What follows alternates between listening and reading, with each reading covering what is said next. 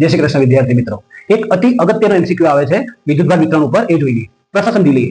સમાન ત્રિજ્યા ધરાવતા બે ગોળાઓ છે જેમના પર વિદ્યુતભાર અનુક્રમે 10 કુલમ અને 8 કુલમ છે। કિંમત કોઈ પણ હોય, डरने का नहीं आए, हमेशा है साथ में। તેમના વચ્ચે લાગતું બળ કેટલું છે? F। એટલે કે બે કન્ડિશન છે। પહેલી કન્ડિશનમાં બળ F બરાબર K, Q1 કેટલું છે? 10, Q2 કેટલું છે? 8, અંતર માન લો R છે। આ આપેલું છે। સર શું કરો છો? જે કિંમત આપેલી છે એ એમની એમ લખું છું દેખીને।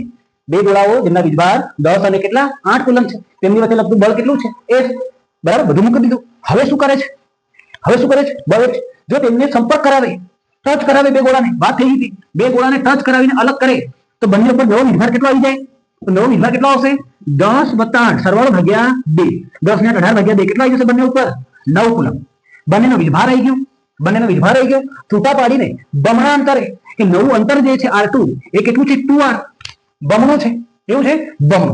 તો હવે સૂત્ર F' શું આવશે? F' બરાબર K। Q1 ની જગ્યાએ કેટલા મૂકું? 9 કુલમ। Q1 ની જગ્યાએ કેટલા મૂકું? 9 કુલમ। આની જગ્યાએ પણ કેટલા મૂકું? 9। અંતર મૂકીશ હું 2R નો સ્ક્વેર। કેટલાનો સ્ક્વેર? 2R નો સ્ક્વેર। આપણે આ F' ગણવાનો છે। શું કરીશું? આ છે સમીકરણ નંબર 1, આ છે સમીકરણ નંબર 2, બંનેનો શું કરવાનો? ભાગાકાર। થોડી જગ્યા કરી લઈએ, a ભાગ્યા સમીકરણ 1। ચાલો દીકરી, સમીકરણ 2 ભાગ્યા સમીકરણ 1 કરી। સમીકરણ 2 માં શું છે? F'। સમીકરણ 1 માં શું છે? F। અહીંયા શું છે? તો કે K 9 ભાગ્યા R સ્ક્વેર, એટલે 2R સ્ક્વેર થઈ જશે, 4R સ્ક્વેર, 2R સ્ક્વેર એટલે કે 4R સ્ક્વેર। અહીંયા શું છે? K 10 8 છેદમાં R સ્ક્વેર, જે ઉડતે ઉડાઈ દી, K કટ થઈ જશે, R સ્ક્વેર કટ થઈ જશે। શું આવી ગયું? F' ભાગ્યા બરાબર F' બરાબર 9 કેટલા જશે? 81 છેદમાં આ કેટલા જશે? નીચે 4 ના કેટલા છે? 80, એટલે આવી ગયા 81 ના છેદમાં 832 320। ઓકે, પોઈન્ટમાં જવાબ તમે લઈ શકો છો।